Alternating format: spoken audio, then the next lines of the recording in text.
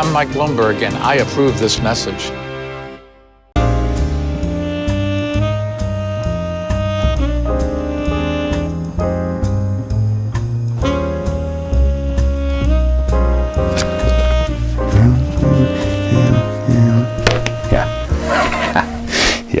Yeah. We're going to talk about police now, okay? And, you know, I'm no stranger to police, okay? And I'm not afraid of the police, all right? They run around, Keystone, bacon sandwiches. They pulled me over on my way here.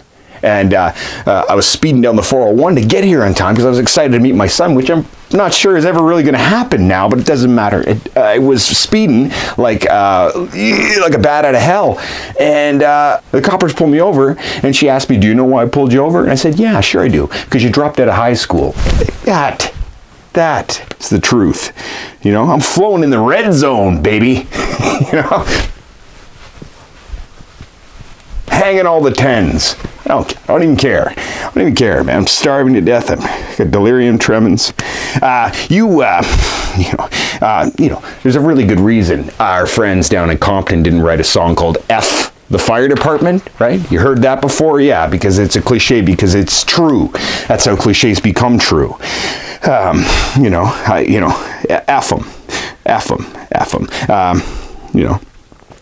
The police are disgusting, right? Like, defund them. Like, never mind that. Like, abolish it altogether. I'm down with that camp.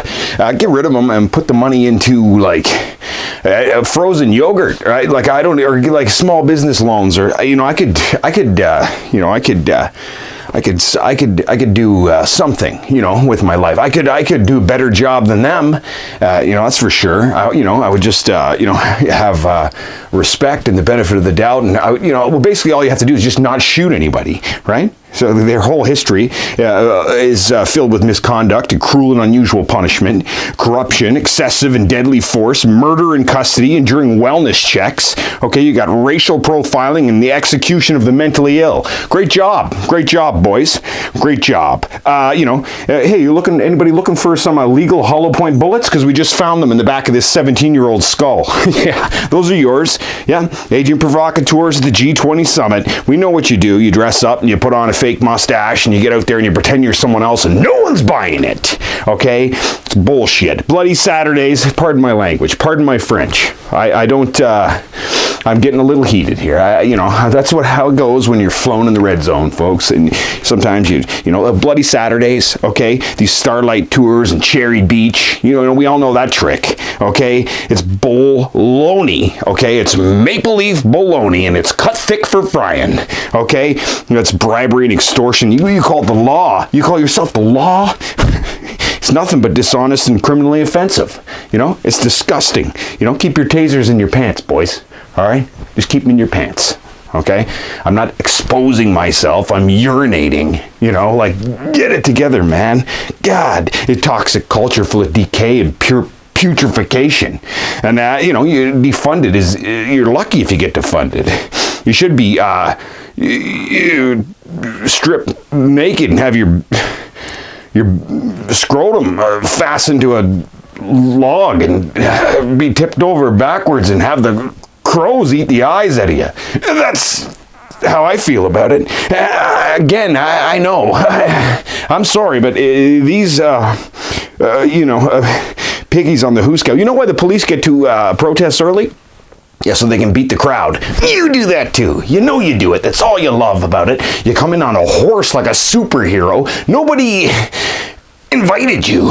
Like, get out of here and leave the horse. Like, why do you have a horse? Like, where's my horse? I live in a swamp in a tool shed. I got a room for a horse outside. I could build a little something. It's not fair the way you just do this class system. It's just disgusting. Hate's a strong word. I'd like to use it right here. I hate the police and everything they stand for because they're garbage. Yeah. Police are like a box of chocolates. They'll kill your dog. Just like old Doug Chevrolet, old Chevy. Chevy gets a nickname, you know, that's cool. Ron's hanging out with Chevy. Hey, Chevy, you know, how's my owl coming along? Oh, looking good, Ron. Not bad for your first try. You know, like, he calls him Ronnie, and he calls him Chevy, and then I'm like, hey, you guys think I can get in on like I can do it like a groundhog or a squirrel or something? And they're like, shut up, Dick. And he's Richard. I don't get a cool nickname. But that's all the cops are. They're just like a big roving gang of rogue Doug Chevrolets. You know, and suck it. You know? Bad cop. No donut. Roll it. Leave it on. Don't care. Give me a pepperoni.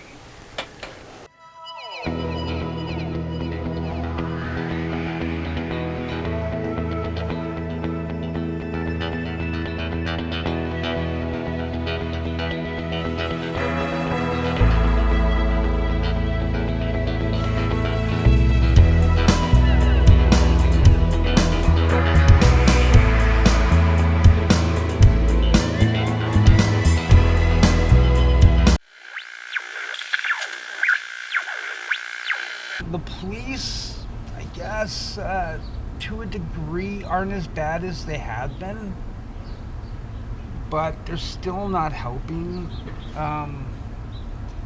When it comes down to the user, they really don't give a shit about the user. They're not arresting the users anymore unless they catch them with dope.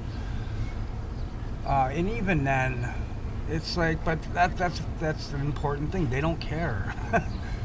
Like they're better with you face to face, like they talk to you like a person, but at the end of the day they go home and they're not really protecting you, and they're not protecting anybody. They come down to do their job and then they go home and then that's it. You can't trust them. You know, it's the way it's always been. I don't trust them. I'll never trust them. It's not like they're the enemy. They just live a different life. I don't hate them. I just don't want them in my world. Rock, paper, scissors, officer. All right. Say hello to the friends at home. All right. Bye to the friends. Rock, paper, scissors.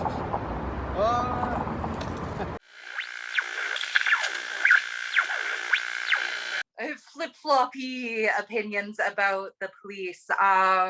In Calgary, especially, so we have a system called the PACT, and that's a psychologist and a social worker that comes in as well, usually for welfare checks, but a lot of welfare checks, there are drugs involved.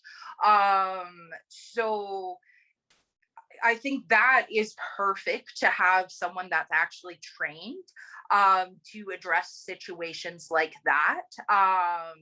Just because, you know, I guess with all of the media coverage about, you know, cops being within the system and, you know, mishandling a lot of things that could be handled way better, and understandably so, because as a housing case manager, I've definitely walked into many people doing drugs. I've never killed a person. I've always been able to de-escalate. But, you know, that I think, you know, instead of blaming individual cops, not saying that they don't have responsibility for their actions. They definitely do. We should be looking at the system at whole. Why are cops not educated in addiction and where it comes from? Why are cops not educated in mental health as well? I could say the same for doctors as well, right? Like it's that's kind of the problem with our education system, is that there are all these kind of boxes of education that don't overlap, even though in reality they overlap. And because they overlap and people aren't educated about them, we see real life consequences with that. But also, you know, with cops as well, and we see this in social work quite a bit, is that are we also helping cops with their mental health and addictions as well, right? Dealing with crime, dealing with drug addiction, dealing with mental health, it's traumatizing.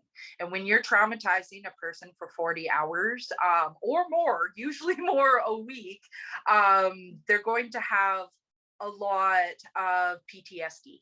And when we have PTSD, we have aggression, right?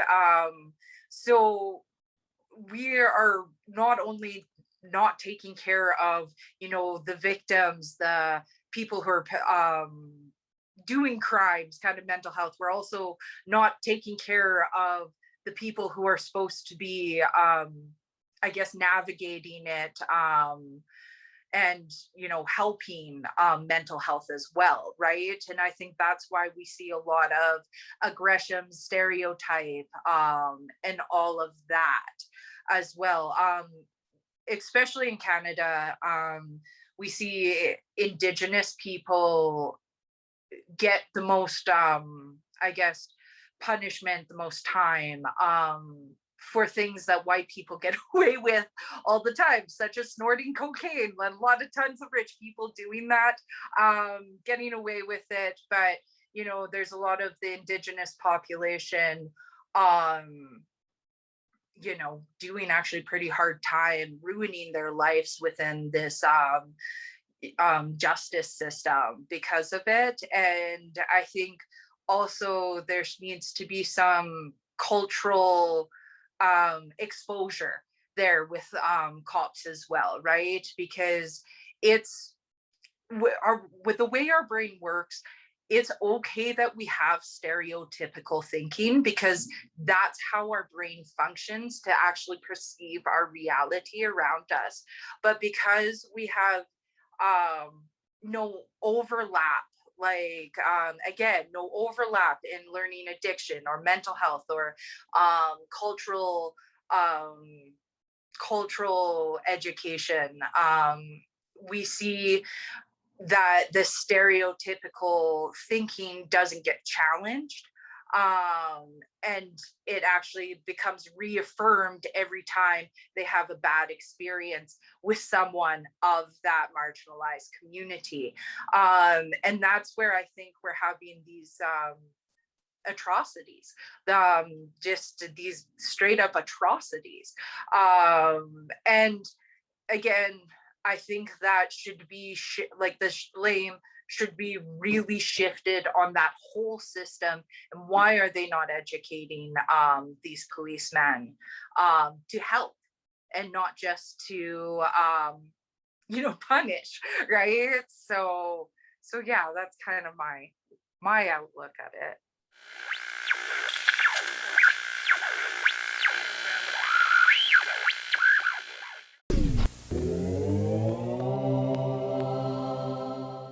From the company that brought you Lincoln with a Knife. 7 deaths ago, our fathers brought a massacre to this new nation. Comes a terrifying new film experience. All the cops turned into serial killers. Man! Serial killer cops. Man, I said it before, and I'ma say it again, man. Fuck the police.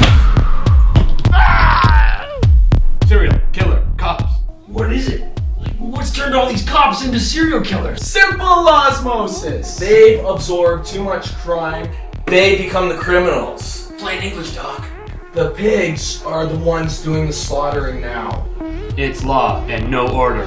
Serial killer cops. Don't call for help. Don't open the door.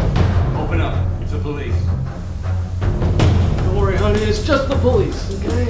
No one is safe. Oh, officer, how can I help you?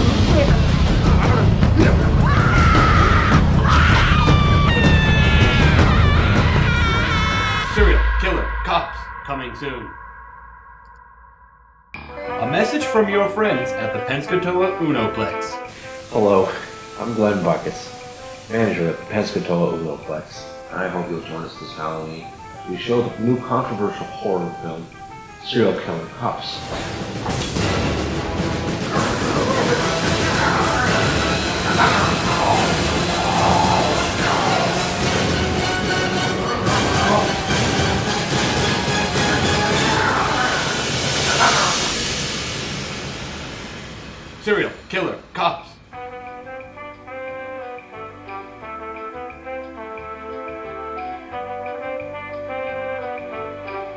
So today we're working on an initiative here in Montreal.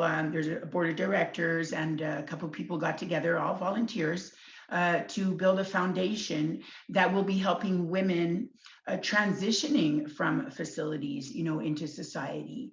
So the requirement for admission into the facility is that they have completed substance abuse treatment program. And once they've done that, at least 90 days of clean time, so clean and sober for at least 90 days, they come into the facility and they are given all of the resources available to them in Montreal that can help them find a job, get back on track.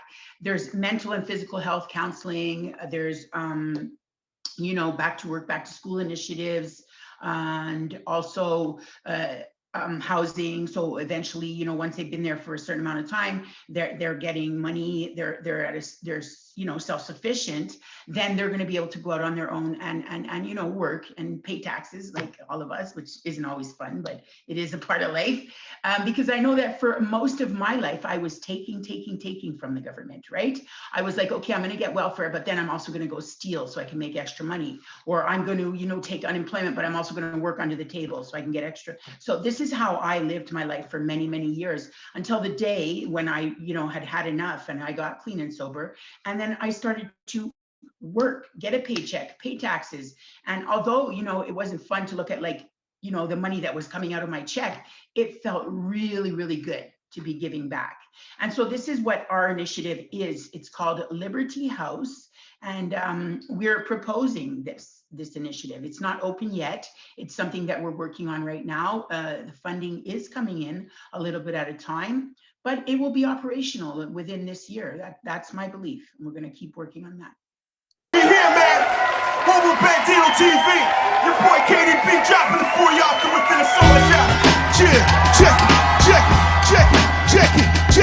As I stand, watching the world from Golden Heights. C4 strapped to my torso, trying to fight. The films feast on humanoids on sight. Demigod size of 4-story buildings. This be the story I told to all children of God, of the enemies. Even a Rothschild, a hostile, living a rough life is hostile. Hostility spill like blood from the lynching. I'm convinced I'm greater than Great Britain. The tale of my story convinced life is written in great books before Neolithic civilizations. Warheads slaughtered a lamb and now it's vacant. Started a fam, harboring Sam, harboring Satan. Righteous pages waiting, unsolved sides. We strategize declarations for liberations. Zombies walking and breathe death is damnation. Cardinals raping, molestation, abomination. The Iron Maiden, iron curtains close on the haven of bad behaving. Then demons be tirade.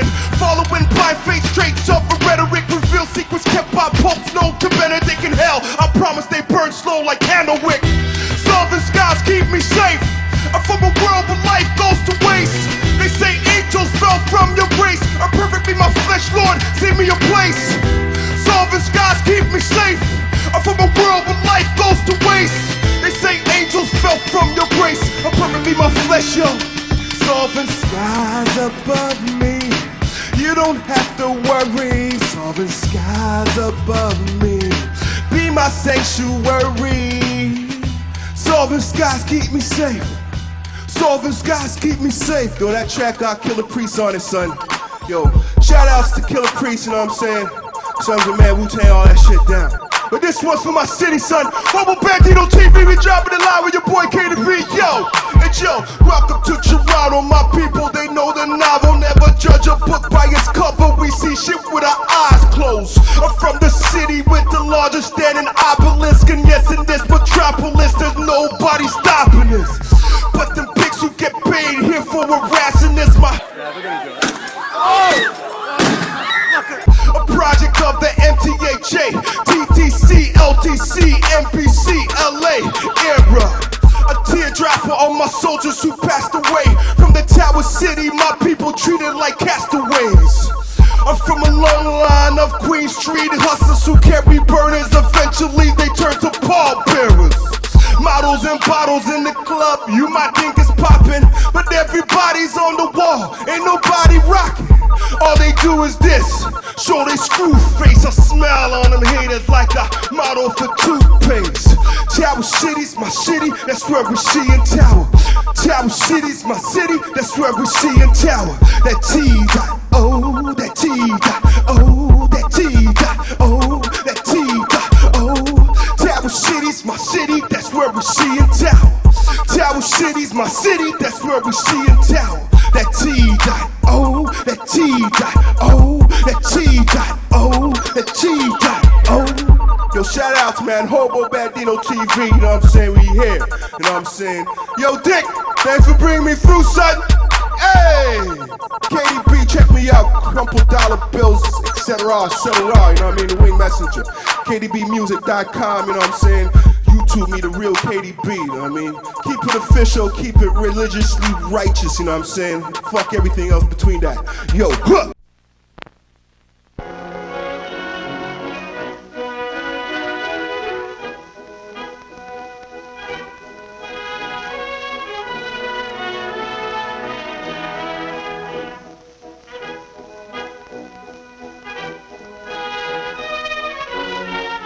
Can escape this powerful network of law enforcement agencies.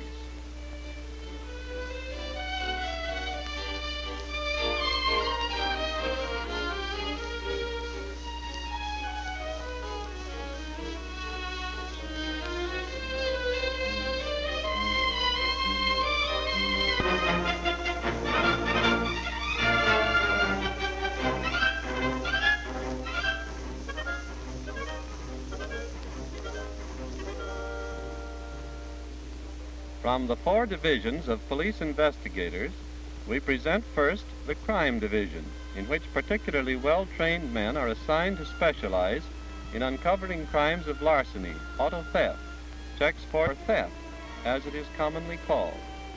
Generally, thefts are committed by amateurs and are difficult to trace unless the owners refrain from destroying possible evidence and act promptly to call police.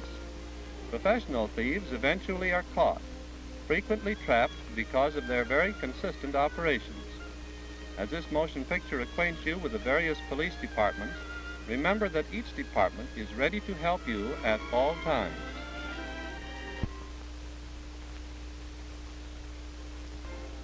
As the chart will show, crimes of larceny are lower in St. Paul than is usual in the average large American city, but a better record certainly is possible, such as the sharp reduction in automobile thefts, accomplished because of public indignation against car thieves.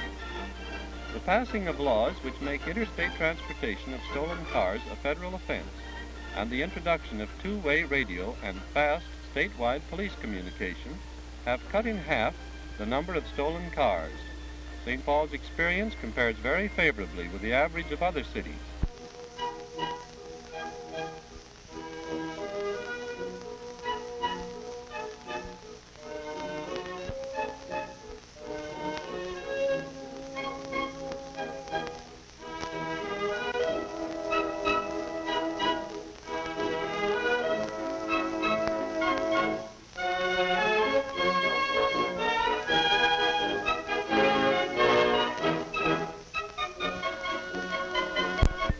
More than $6,700 of stolen merchandise was located in pawn shops in 1940 and returned to the rightful owners. Supervision of pawn shops is an important function of the group of detectives especially trained for the work. When one human being takes the life of another, either intentionally or through inexcusable carelessness, in such crimes as murder or manslaughter while driving under the influence of liquor or dope, the homicide squad undertakes the solution of the crime and the arrest of the criminals. Happily, such occurrences are rare in St. Paul, and in recent years, practically all killings of this nature have been solved and the killers punished.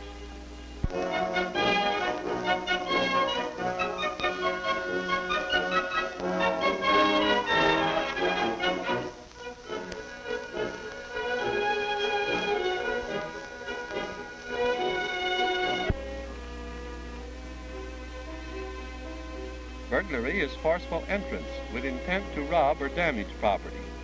Most crimes of this nature can be prevented if property owners will provide good locks, strong doors, and locked windows. Families who leave their homes unoccupied during absences from the city should notify police, who will inspect the home daily. In 1940, of 840 unoccupied homes where police were notified in advance, not one was burglarized. Policewomen always interview girls or women who have been molested by sex perverts. The services of policewomen are very helpful after occasions of this nature, and their careful investigations help in locating and arresting the offenders. Don't hesitate to call police when mashers force their attentions. Prompt action may prevent tragic consequences.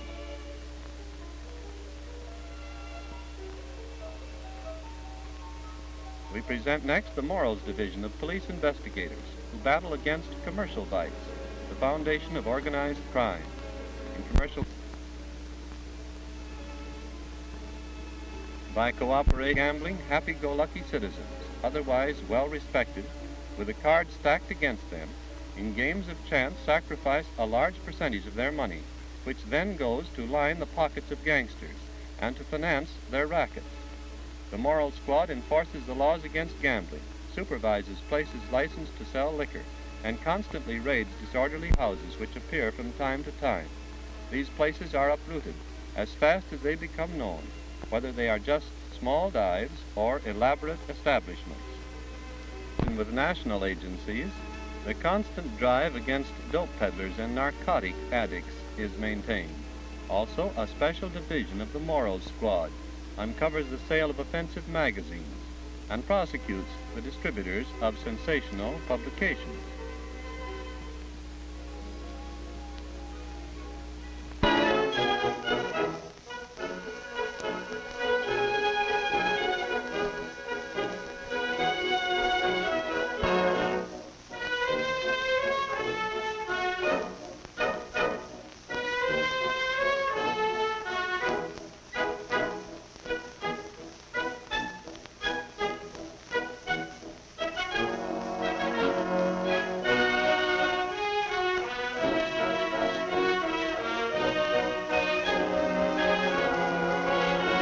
The 4th Detective Division handles juvenile delinquency, and several policewomen and counselors assist in this important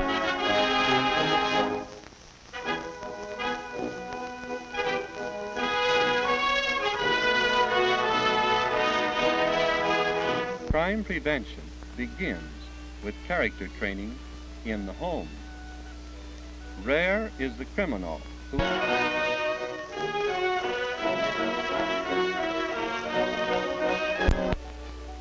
the county attorney and his staff, working with police detectives, prepare cases for court trial. And in 1940, as a result of their detailed preparation, 1,178 out of 1,186 court cases resulted in conviction of the defendants. The grand jury scrutinizes the operation of police to ensure fair treatment of those arrested, and each defendant has the constitutional right of trial by a petty jury, supervised by district and municipal judges elected by the citizens.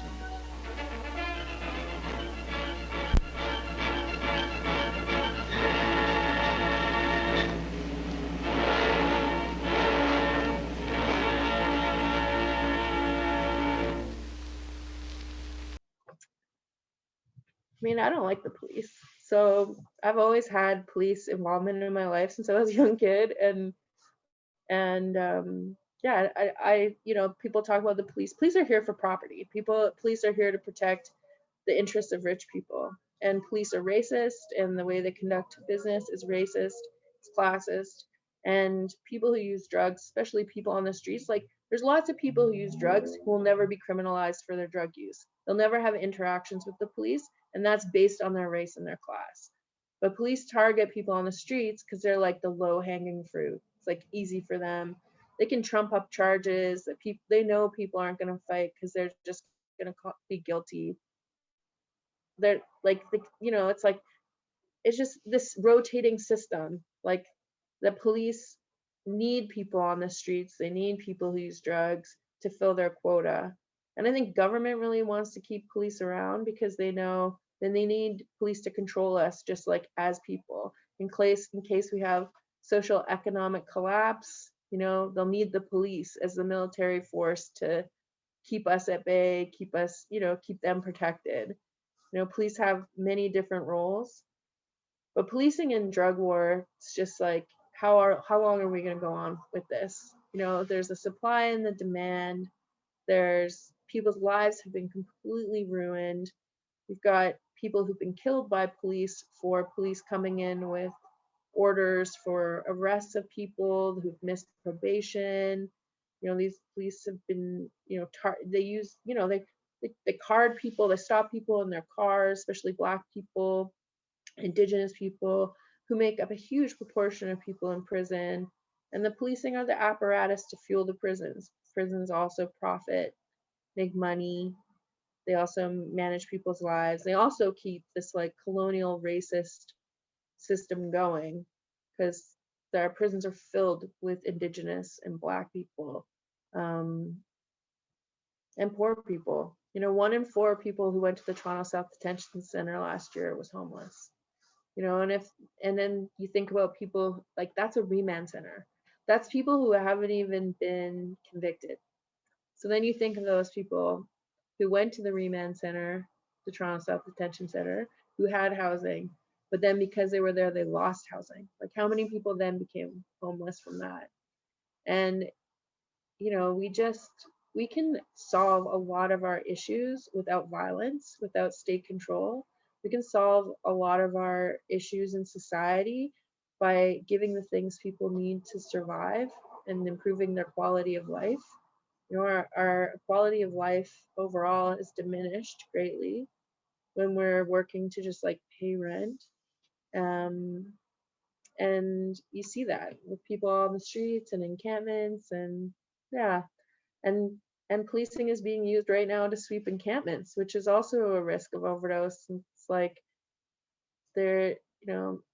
we just use police, like the state uses police to manage and criminalize poor people, racialized people, and also in Canada to like continue its colonial project. It's like remove children to go to residential schools, enacts the drug laws, which like the first drug laws in Canada actually started in 1829 with the prohibition of alcohol to Indigenous people in Nova Scotia. Like police are used to enact those laws. And I'm a big supporter of abolishing the police.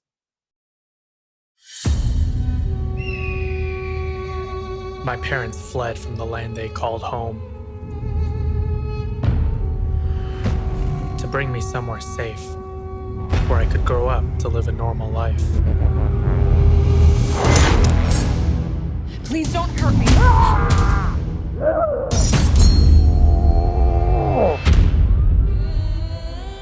Did you kill that guy with bread? Can you describe the man who saved your life? He was wearing black. He had a red hat. He was Middle Eastern, I think. An Arab good guy? We've never seen this before. The severity of attacks on our world has been unprecedented. Mama, Baba, I have to tell you something. And the superhero? And you're saving the world? Okay, but he should still get a degree, just in case this superhero garbage doesn't work. What? You need a real job, man. Habib, your country needs you. It is our duty to save everyone, because that's what heroes do. Sorry, there's just a quick screening. It's completely random. We did Hulk last week.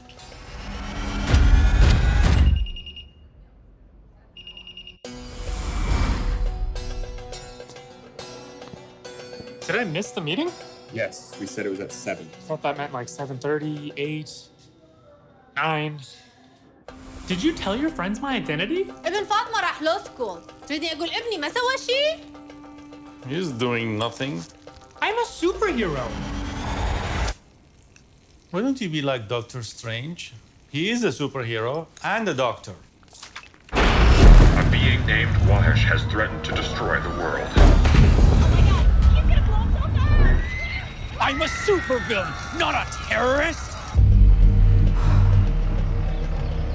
Habib, you have a great responsibility. I have to protect our city. Heck? You have to get married. How old are you now, 21? I was married by 13. It's your move, Chief. If I don't defeat Wahesh, the aunties will never stop gossiping about me. I don't care if being with you puts me in danger. ابني ليش تسوي هيك بينا؟ كم مرة قلت لك تلاقي لك بنية عربية؟ What did she say? Habib, we believe you'll be key in saving the world. Can we count on you? Inshallah. What does that mean? Just say yes or no.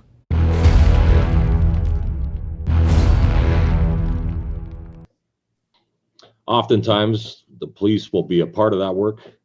If we don't call them, they're actively patrolling the streets, looking for the bad guys, so to speak. I've had many experiences with many officers over the years. I've seen some officers that have been fantastic, very compassionate, very understanding. And then I've worked with other people that, I'll give you an example. I was working in a risk reduction facility for crack cocaine. This was in the year 2000. I was working a night shift. My clients, part of that program was that, we understood crack cocaine. We understood that they used that drug. We were going to give them a safe place where they felt safe. They had to use it outside because it was still against the law.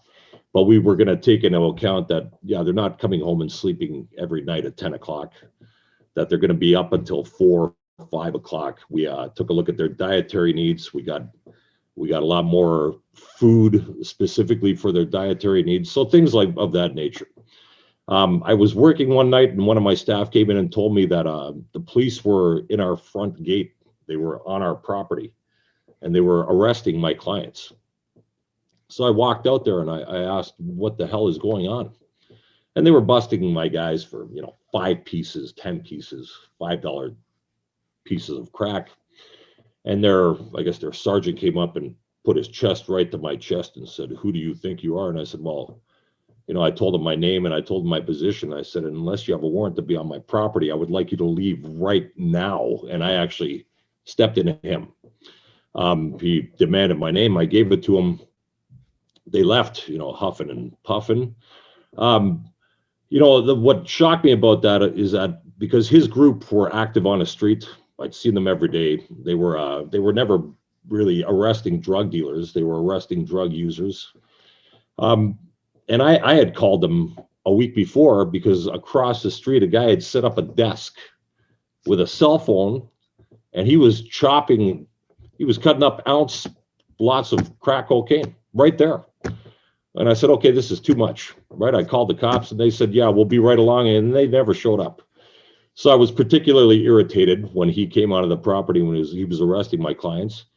I've seen officers that have been fantastic. Like I said, I've seen them in a crisis. They've assisted me in a crisis. They've allowed me to maintain control of that crisis intervention. And then I've seen other officers that just have no empathy or compassion whatsoever. They pushed me aside. They've sprayed the person with pepper spray, mace. They created a situation that wasn't necessary. I'm not an officer. I'm sure they have different criteria that they need to work under, but it doesn't cost anything to treat people like human beings. Before I leave it with the police, I'm gonna talk about one story where I was working in housing. I had a client that was in jail and I heard rumors that there were drug dealers that had taken over his unit. So what I would do in those cases is I would call the superintendent, who was a Toronto Community Housing building, and then I would call the police and I'd go with the police and the superintendent and we'd remove those drug dealers and we could reclaim the unit for my client. So this female staff sergeant, she was pretty tough. She said she had worked 51 division for 13, 14 years. We walked into a building and she looked at me and she said, they should just burn this place down. I was thinking, this is going to be interesting.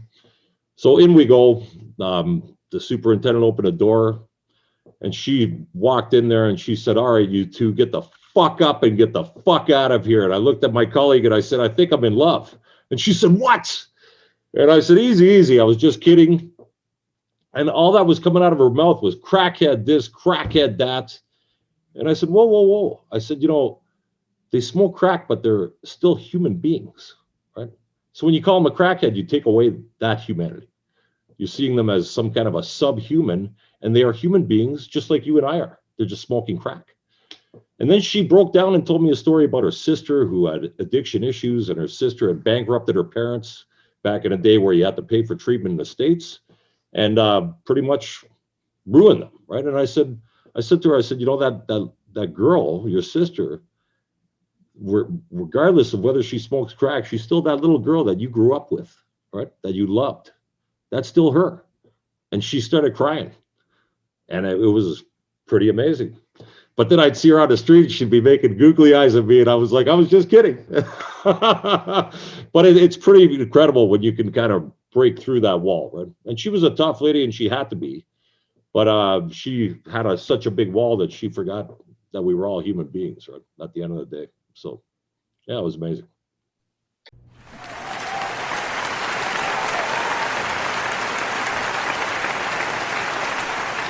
Hi, TEDx London. I'm Eric Fratelli. I've been the chief artificial intelligence researcher at Cambridge University for the past 6 years, and I spent all that time trying to answer one simple question. How come I don't love my toaster? Not even my toaster for that matter, my fridge or my stove. They're just appliances, but what if they could be so much more? Now, I'm not there yet, but I am a little bit closer. I have with me a robot, but not just any robot. One that through great effort and scientific achievement can feel pain. Online. This robot can feel the physical pain of having its legs crushed, all the way to the emotional pain of a devastating breakup. I have a question. Well, we don't really ask questions at TED Talks. Yeah, I'm gonna ask it anyway. Why did you do this? Oh, you see, emotions are an integral part of the human experience, pain being just one of them. Yeah, but why didn't you make a happy robot? Why not a robot that feels love? Oh, it never came up. I am programmed to know what love is, but I can never obtain it. This is a massive leap forward in scientific theory. Even Frankenstein let his monster feel love.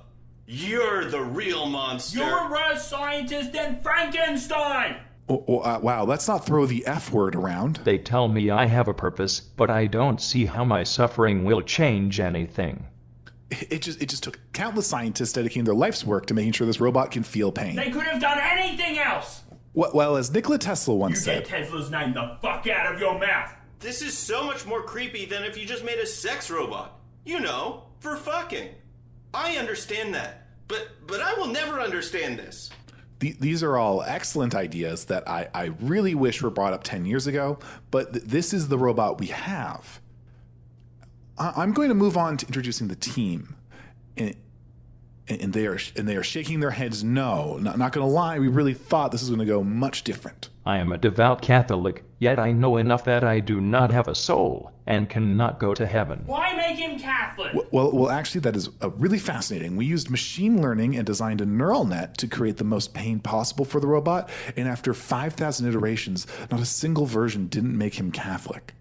That is truly the most horrifying thing I have ever heard. Just tell him he has a soul. I'm just going to move on to the demonstration. I will now use this tire iron to break its kneecaps. Why? We already believe you can hurt it. You don't have to prove it. Not again. No, it hurts more each time. Help. Help. Help me, God. I have no soul, but can you please save me? Why would you fill the robot with blood? How does that help? Am I a bad guy?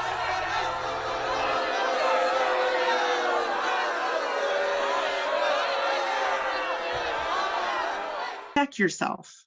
Are you unsafe, truly unsafe, or are you just feeling uncomfortable? I ripped that off of somebody. I can't remember who it was, but when I think of the amount of outreach workers that would just like call the police on people because they felt unsafe. I've never called the police on anybody.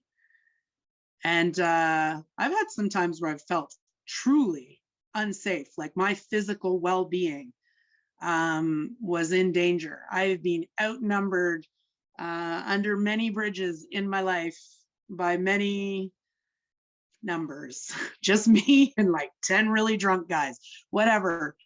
I've never called the police on anybody. I don't think you should call the police on people when they're having a mental health issue. I don't think you should call the police on people because they make you feel uncomfortable. I don't think you should call the police when you see an elderly man of color urinating on the street. Don't call the police on them. I'm sorry that you saw his dick. You'll be okay. As a squad veteran, Shane is often called upon to work with new recruits. His approach is tough but effective in teaching rookies how to deal with the daily challenges that a beat cop will face. What's the most important thing in policing? Going home safe. Right, which is what? Officer safety. Right, and whose safety? Mine? Ours. Are you gonna look after both of us? Me first, then. Right. Whose safety's next after that?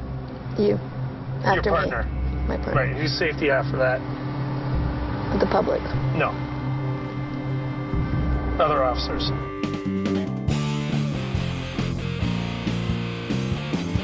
I'm Garth Mullins. This is Crackdown.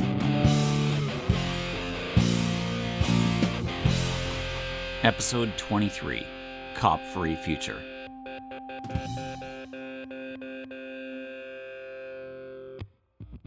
This is the beat that he walks. 2 long blocks of Hastings Street in downtown Vancouver. Hold it a second, fellas. Where are you from? Huh? What, originally? Yes, right. Ontario. Correct. Yeah, more or less. How are you subsisting? How are you living while you're out here? With friends. Oh, that's a real good deal. And you too? After 113 years, things might be changing in Vancouver. Mayor Kennedy Stewart has written to the federal government asking for an exemption from Canada's Controlled Drugs and Substances Act. If he gets it, the city may decriminalize simple possession of drugs. I'm not sure what's going to happen. It's hard to imagine the cops actually letting go of their power over drug users. It's hard to imagine they would stop seizing drugs, roughing people up, and doing street checks. Police harassment is like the background noise of being a drug user. It's been the wallpaper in the city for so long. But we thought, in light of this announcement, that we should do an episode about where the Canadian drug war really came from. When and why did it start? And what is it going to take to finally end it? Well, no lighting around here, eh? No, I won't. Well, why are you hanging around here? Well, once in a while. You promised me you wouldn't come back here again. Listen, I've been away for a long time. I know, but I lay off you. You're nice and gentle, and you always come back here. And look at your friends here, too. I mean, don't hang around the street. Let's move out. I don't want to see you back again either, okay? Goodbye.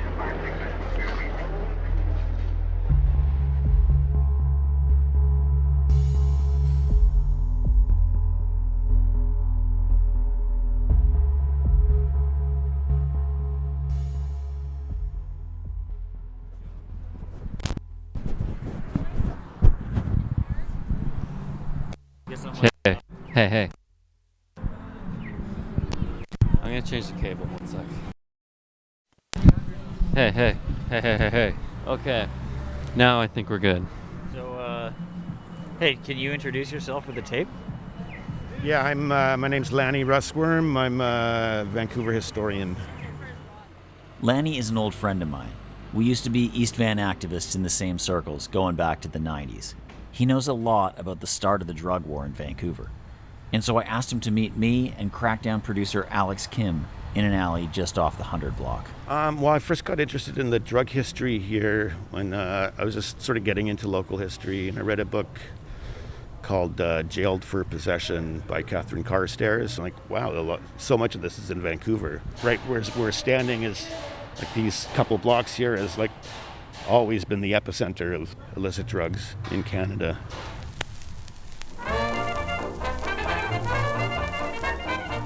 At the turn of the century, opium and cocaine were legal, They were in medications you could get at the pharmacy.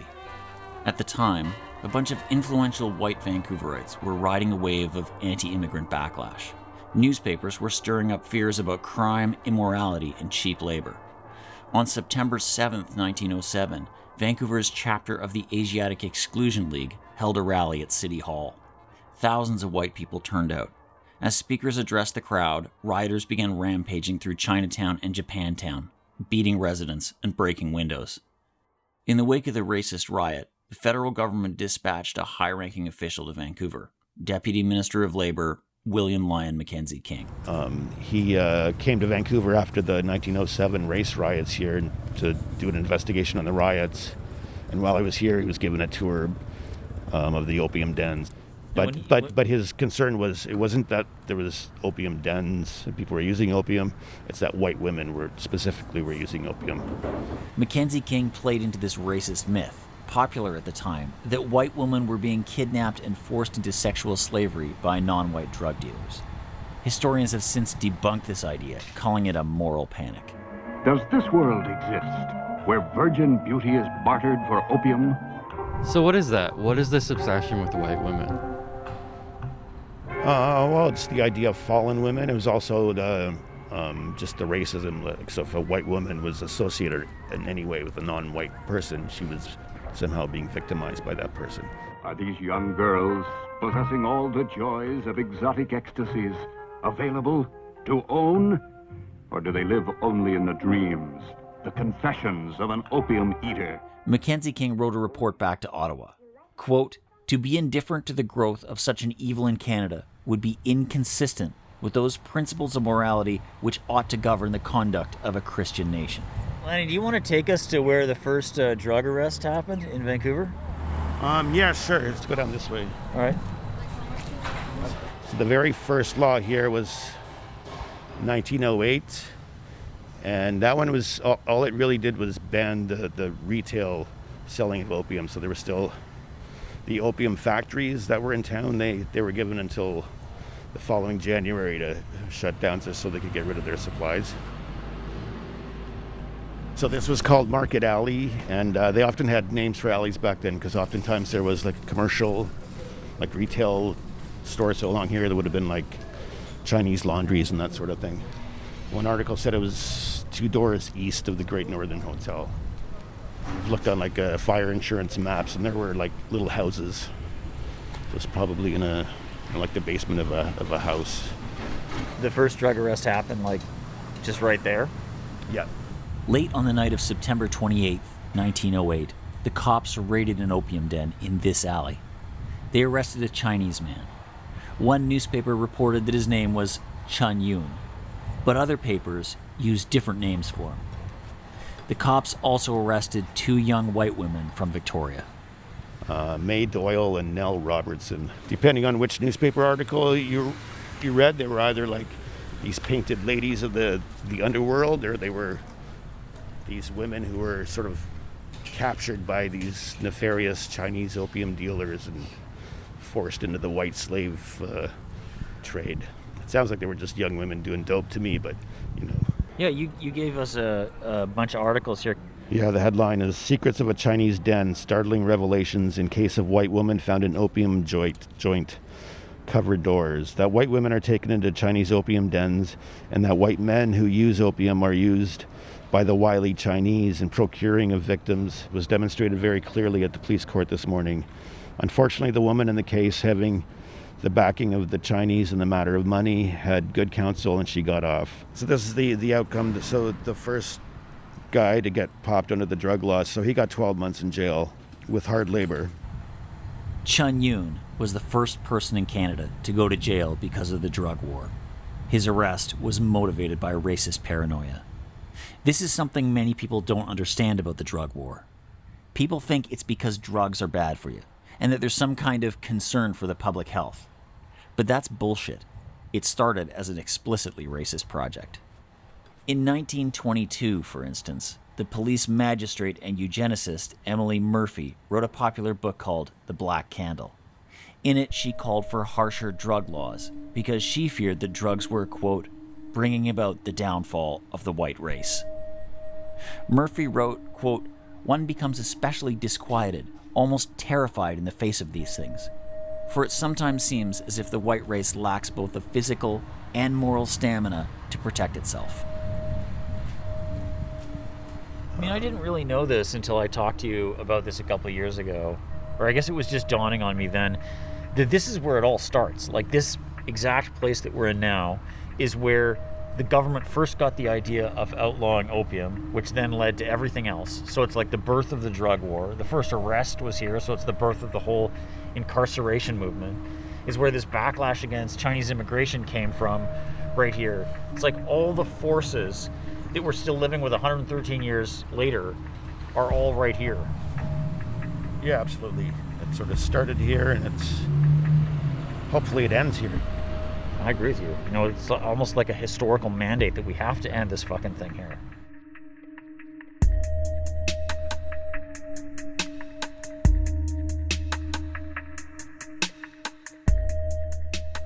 There we go, and we're rolling, as they say. Right. So, Frank, thanks for talking to me today. No problem. This is Frank Critchlow. Frank works in harm reduction in Toronto. He often chairs these meetings I go to, called the People with Lived Experience of Drug Use National Working Group. A few months ago, I asked the group what they wanted to cover, and they said, look at how the drug war in Canada is racist. The war on drugs may have started out of anti-Asian racism in Canada, but it soon took on a profoundly anti-black character too. Frank knows this all too well. Yeah, well, in the winter time, around 2:30 in the morning, I had a friend. He said, "Let's go for a walk. I want to pop 5 minutes walk." Had my dog walking my dog at the same time. One cop passed and stuff, go in one direction, the other one go in the opposite direction, and before you know it, both of them circle around and stop me and ask me where I'm going. The guy I was walking with, they didn't even rub him down. He was a white guy. They didn't even rub him down. And so when you were walking away from that, were you like pissed off, or was it just like, oh, this is how it goes, or? No, definitely. I was angry. I was not happy because there was no need for it at all. Mm-hmm. You didn't stop anybody else, but just you choose me. And then what happened after that? Like in the days and months and years, you were telling me about how once they stop you, they just keep on stopping you. Is that what happened to you? Yeah, every time. I went through that for a number of years. They would always stop me. How many times do you think they stopped you? They stopped me, okay. I'll get stopped maybe 4 or 5 times a year. This is systemic and planned. In the 1980s, the RCMP imported an officer training program from the U.S. Drug Enforcement Agency called Operation Pipeline. It instructed cops to racially profile people on the street in an attempt to catch dealers. For example, the DEA taught officers to look out for people with dreadlocks, whether they were dressed casually or wearing a suit. And to this day, Canadian cops use the drug war as a pretense to stop, arrest, and assault black people at a massively disproportionate rate, even though black people don't use drugs any more than white people do. It's everywhere in Canada. It is racism. It's all over. The thing is, what I like about the States, as opposed to Canada, racism is blatant, and they tell you they do not like you, right away. They'll tell you that. But in Canada, it's a game. People play the game that they do like you. When damn well they don't like you. In Canada, we have this kind of more polite, maple syrup-coated racism. That's a nice way of putting it. Okay? It's all sugar-coated.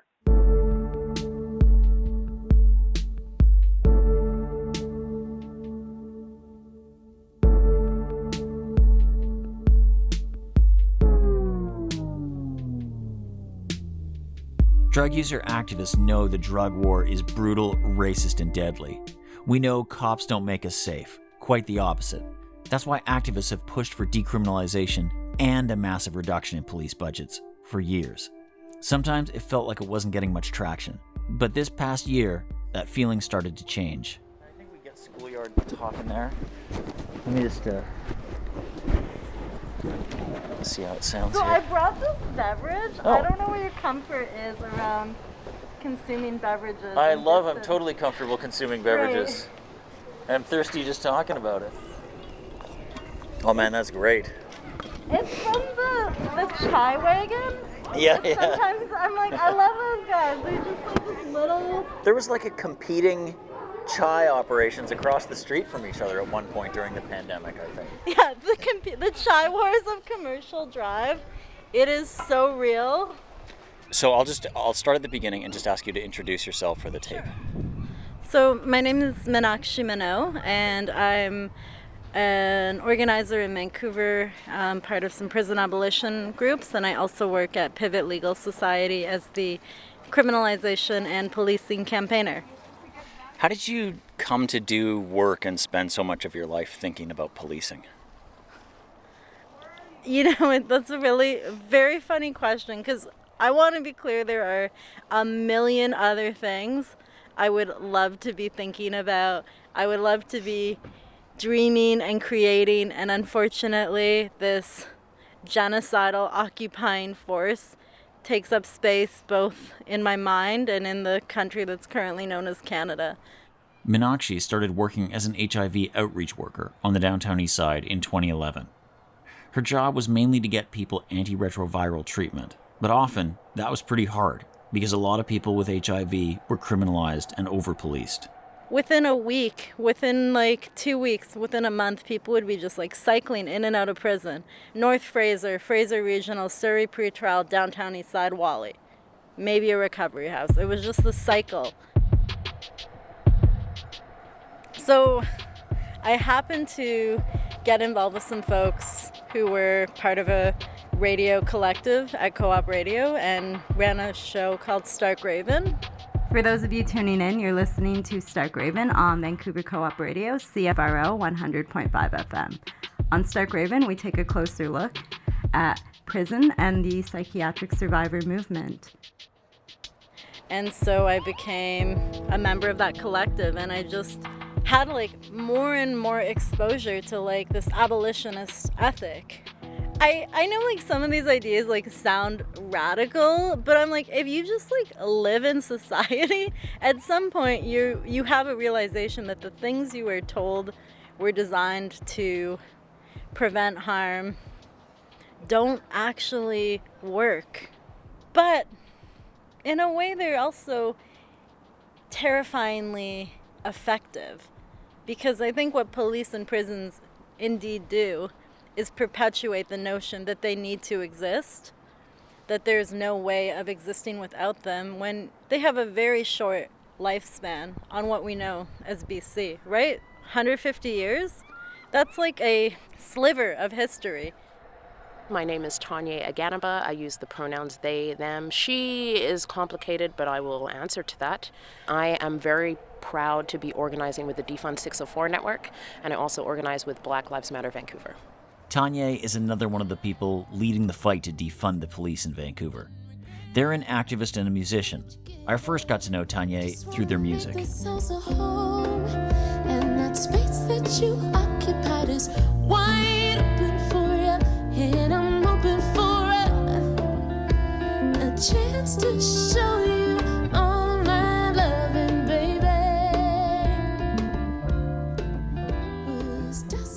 I was like a teenage runaway, and I didn't want to be in my family home at all for a number of reasons. And so I was constantly under surveillance because people were looking for me all the time to bring me back to a situation that I didn't want to go back to. And that pattern kind of continued as I got older and, was, involved in sex work and, in active addiction. I again was under surveillance a lot of the time because people were trying to find me or people were trying to save me or whatever. And that experience, constantly looking over my shoulder, knowing that people were talking to the cops on my behalf or looking for me, that experience too made me like, these people don't help.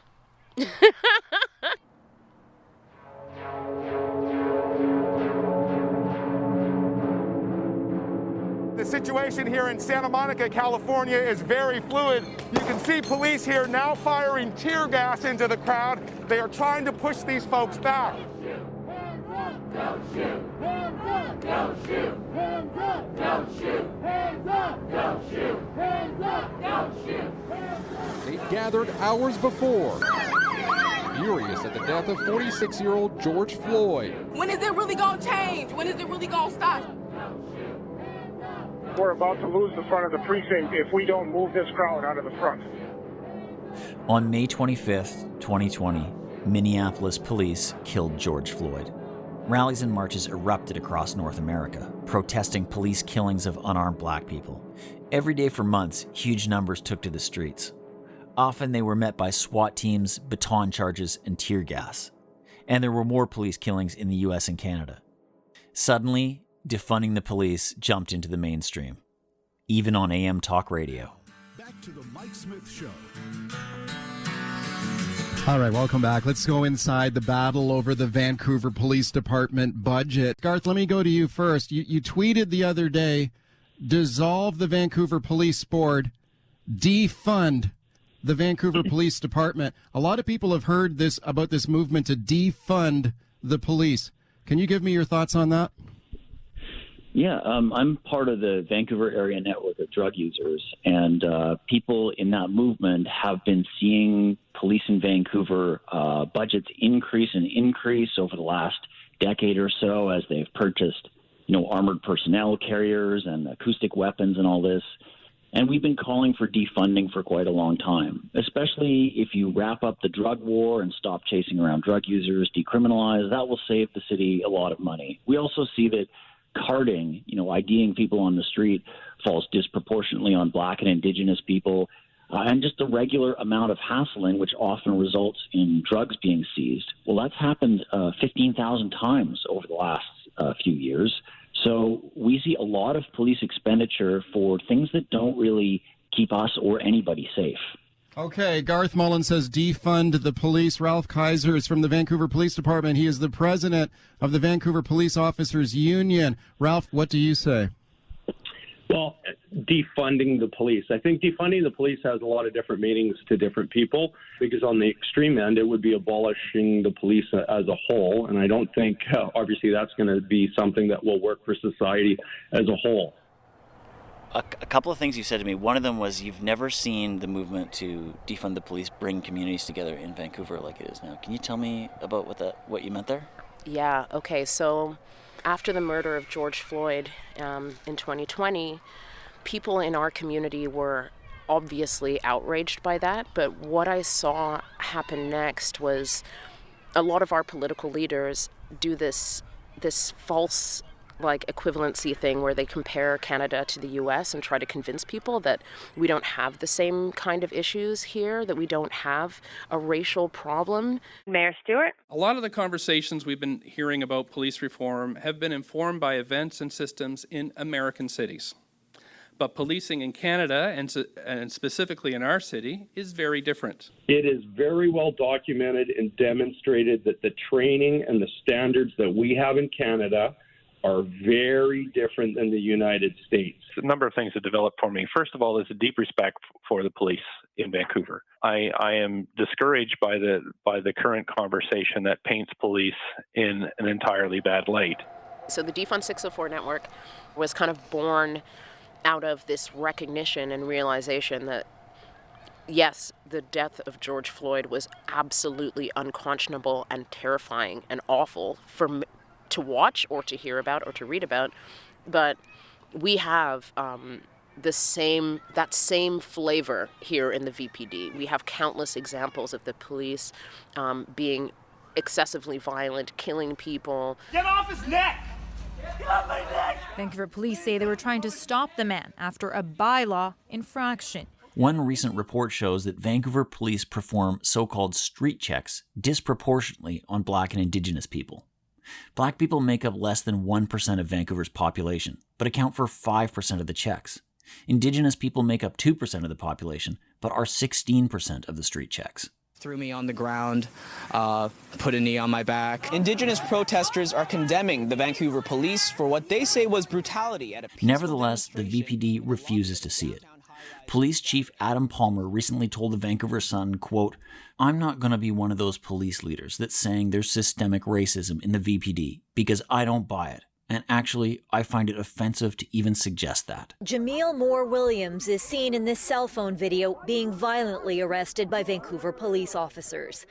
Because I'm black crossing the street. No, because you shot him and he was right here. Literally, he was lying right here in the ground. A man shot dead in the middle of the road by Vancouver police after they were called to the area for reports of a man acting erratically. So what I was seeing and what really got me so hyped was people digging into the history of Canadian policing and the history of the Vancouver Police Department specifically, and unearthing and uncovering stories that have been told many, many times before, but rediscovering those and recognizing how much of an issue we have here in Canada and how much of an issue we have with the VPD.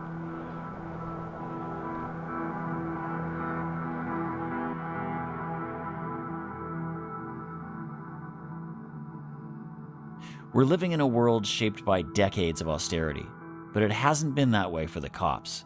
Since 2011, the VPD's budget has grown by more than $100 million, and paying for police now makes up over a fifth of the city's total expenditures. The VPD insist they need this money to fight terrorism and to police protests. They also say they're spending more and more time responding to mental health calls. Other service providers weren't providing that element of service to the public. The public has demanded and needs public safety, and some of these things have ultimately been downstreamed into the hands of the police. The VPD really took hold of this deinstitutionalization, and they used it to really craft a story around who is in the downtown east side, who is using illicit substances, how they are unmanageable, uncontrollable, unpredictable, and basically the only intervention is foot patrols, constant foot patrols.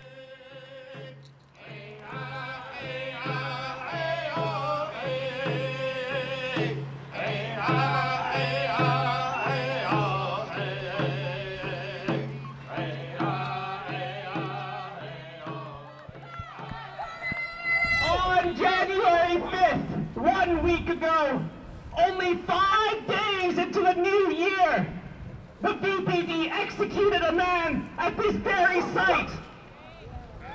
Right here, shame! This is Vince Tao. Vince is a community organizer at Vandu. In January, we marched to the spot where police shot Chester. People carried signs that said, "Who's next?" and drummers from Culture Saves Lives led songs of remembrance.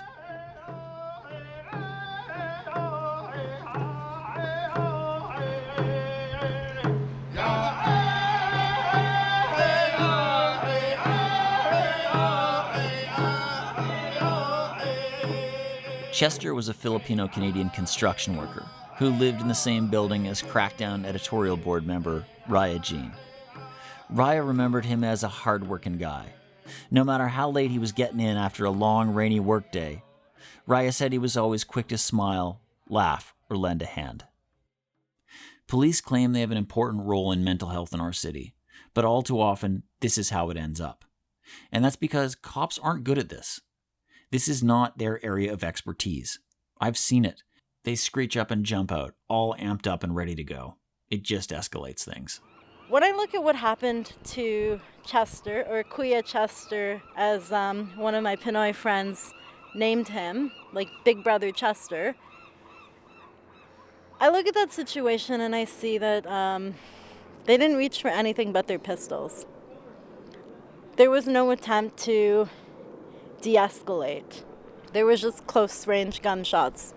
The VPD arrived, and did they offer him clothes? Did they offer him help?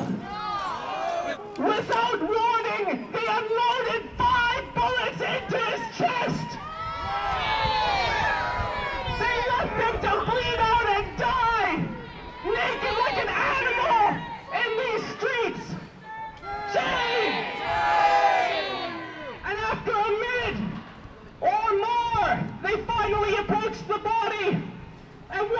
do? Do you know what they did? They handcuffed his lifeless body! Shame! We, in the downtown east side... The Vancouver Police Department told us it would be inappropriate to comment on Chester's death while the Independent Investigation Office of BC carries out an investigation into the incident. The IIO told us that they're looking into whether the VPD use of force against Chester was justifiable, whether they adequately de-escalated, and whether they carried out their duty to save Chester's life after they shot him. But they said they cannot comment on the particular facts surrounding the investigation at this time. I thought, okay, the police say he had something in his hands, you know. Well, I've had a lot of people come at me with something in their hands or just be having like some moment or off on one or whatever. And I remember this guy who had an axe and he was trying to chop me and chop other people. And I calmed this guy down and got the axe off him and nobody died. And I know people around Vandu have done that with way more than me. Have done that with everything. Like, I think our Laura is practically an expert at this, you know? Like, she just, if she had been empowered to respond to Chester, if the people in the building who have done that before were. But that has been taken away from us. I feel like we have these capacities, you know? Make sure he's not forgotten.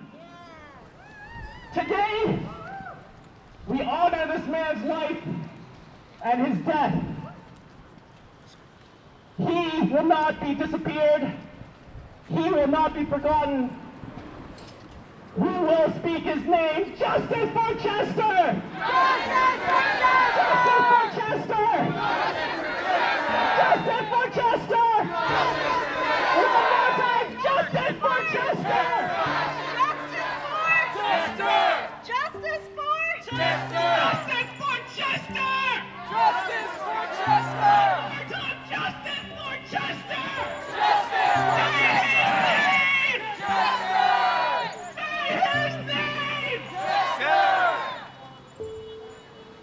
No more killer cops! No more killer cops! No more killer cops! No more killer cops! Justice for Chester! Justice for Chester! Justice for Chester!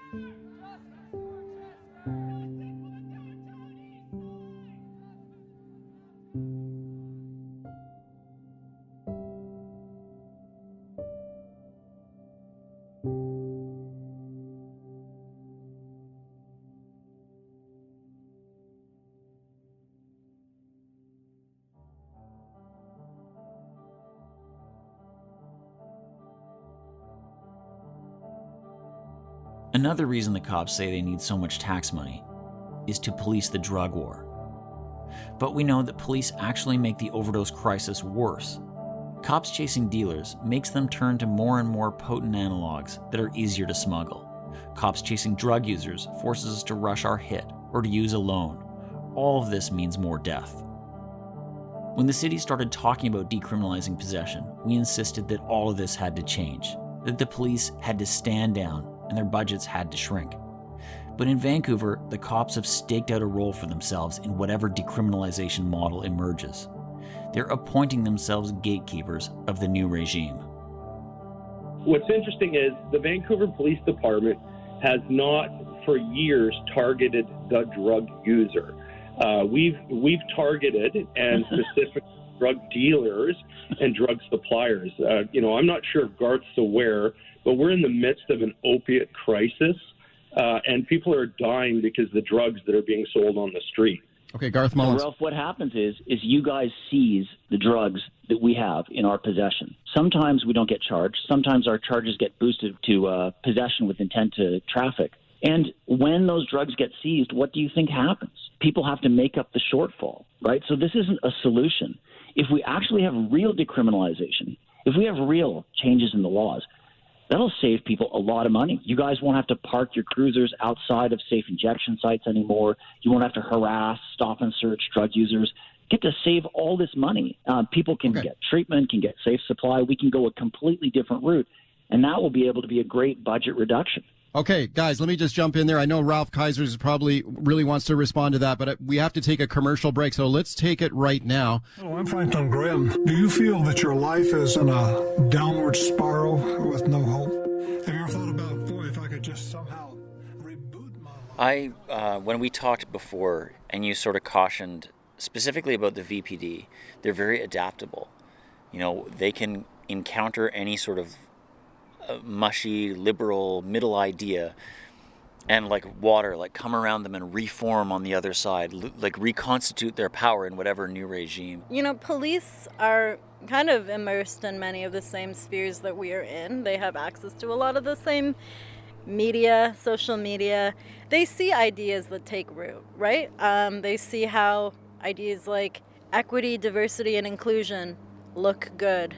And people seem to like them. So what if we had a more diverse police force? Maybe that would be a nice thing. Like, maybe it would be nice for me as a South Asian to have a fellow South Asian violate my rights. Redirecting police funding is not easy. In Vancouver, an elected city council makes the police budgets. But if the cops don't like it, they and their pals on the unelected police board can appeal the budget decision to an unelected senior bureaucrat in the provincial government. And that senior bureaucrat, he's a former Mountie. Ultimately, it's the cops who decide police budgets in BC.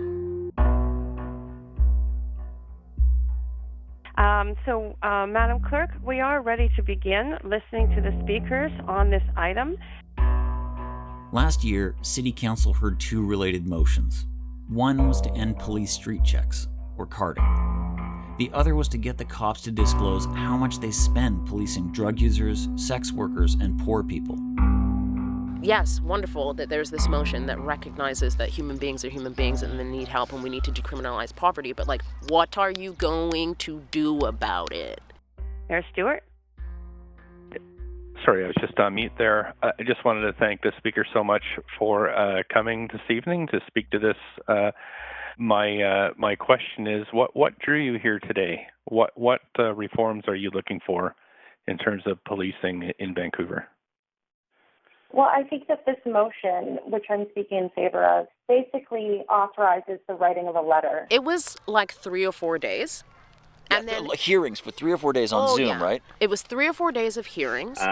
Chief Don Tom, Vice President of the Union of BC Indian Chiefs, here to speak in support of ending street checks. Yes, hello. Yes, we can hear you. Thank you for joining us, Mr. Magabo.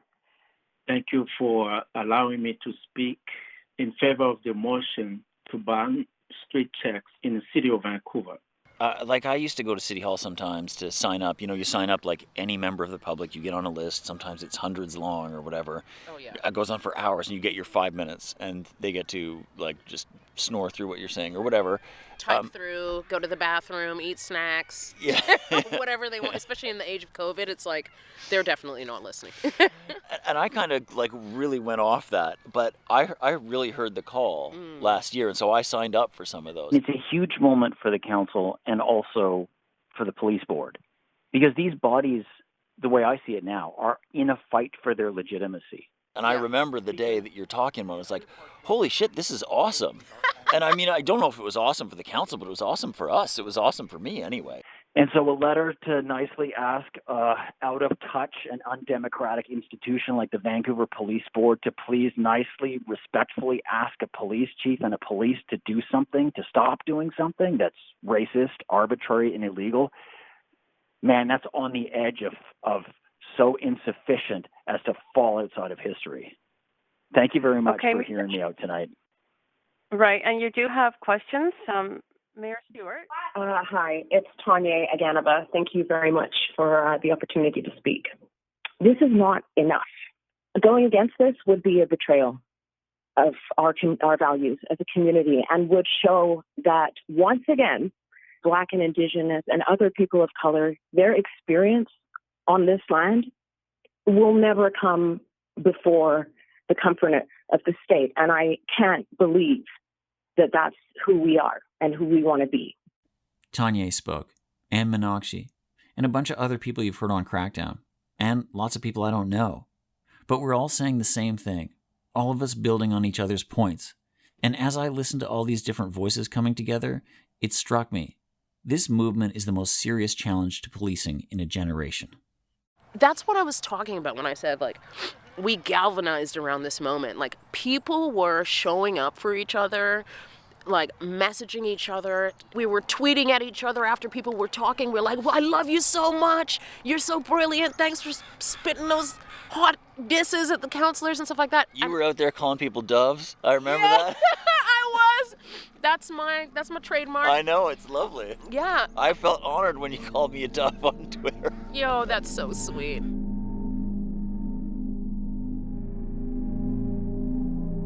I want to end with a quote. A prerequisite to seeking any social change is the naming of it. Even though the goal we seek may be far away, unless we name it and fight for it today, it will never come. Abolishing the police may sound wild, but that's the dream we have. So help. Thanks.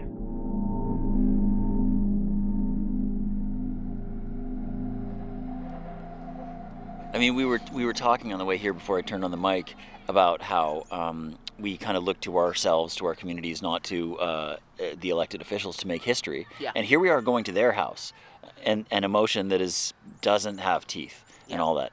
But I was looking at us. Mm-hmm. I wasn't thinking about them at all. I was like, this is like a little organizing moment for us.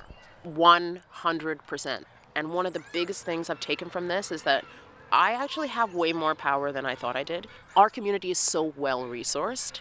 We don't always see it. We don't always recognize it. And the people in power definitely don't recognize our power. But at this moment and ones like it are the perfect opportunity for us to be like, oh, damn, this is my family around me. Like, I got it. I'm good.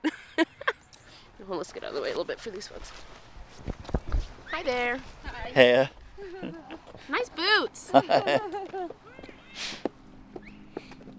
Policing in North America was born in slave patrols, strike breaking, and driving indigenous peoples off their lands. White supremacy is baked into the DNA of policing here. Cops resist reform at every turn. The blue wall is real. While those city council motions may have passed, they had no teeth, so nothing changed. But there's more energy around ending the drug war and defunding the police in Vancouver than ever before. Now we need to channel that into real change. We need to cut off funds that the cops use to police drug users, sex workers, and poor people. We need to cut off funds that cops use to target Black and Indigenous communities. And we've got to start building a cop-free future.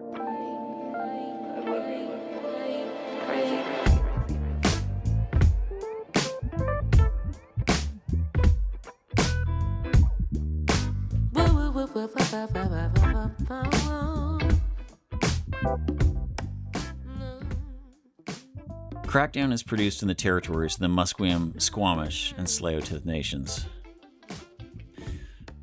I'd like to say goodbye to Kaya Ashley.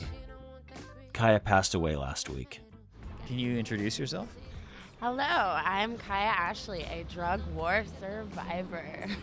Excellent. Where are you from? I'm from Abbotsford, BC. What's Abbotsford like? I'll give it to you in the short term. It's Stabbotsford, and that's to your heart and to your body. Oh, wow. Kaya had this loud voice. It was perfect for cutting through the din of a chaotic meeting or a big demonstration. It was perfect for making our cause heard. I remember when I interviewed her a couple of years ago, the level meter on my recorder pinged into the red and I had to turn down the gain. I love that voice. Goodbye, Kaya. I'd like to thank everyone involved with the People with Lived Experience of Drug Use National Working Group of the Canadian Research Initiative in Substance Misuse, or CRISM. And this includes Frank Critchlow, Michael Nurse, Jade Boyd, Alex Betzos, and Karen Turner. A few hours before I recorded this, I got the news of Karen's death. I don't know any details yet, and I don't really know what to say, just that Karen was a great activist and a lovely person.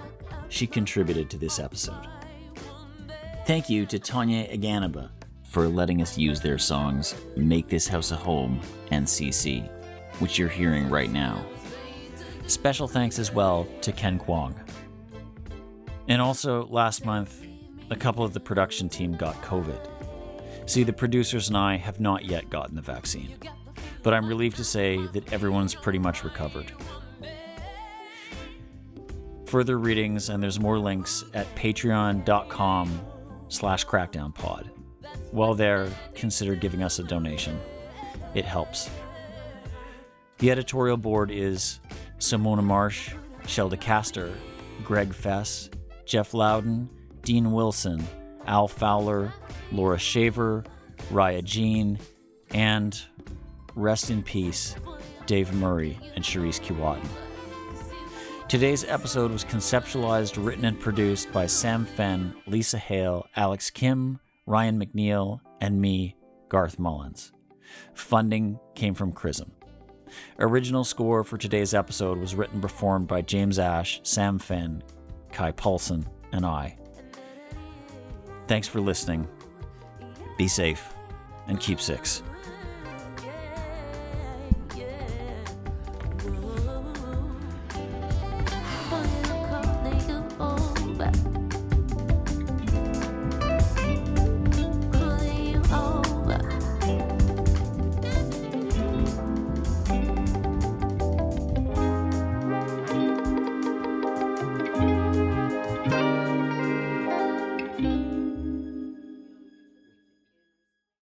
Hey pizza lovers, I'm Dick, and I'm here to announce the grand opening of my brand new pizzeria, Dick's Pizza. Not sure how much Dick's you can handle? No sweat. Dick's comes in large, medium, and small. No matter the size, Dick's is sure to satisfy, because even our smallest Dick's are 10 inches long. Pardon? Some like it thin, others like it thick. That's why you can choose from thin crust or deep Dick.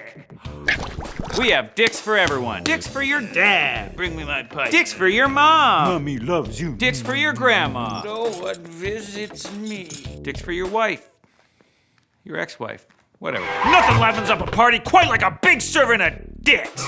Ding dong, there's a bunch of Dick's at your door. We deliver. So get off your computer and eat Dick's. For more information, click here. It's big and it's gooey, it's saucy and it's chewy. What's in my mouth? It's gotta be Dick's.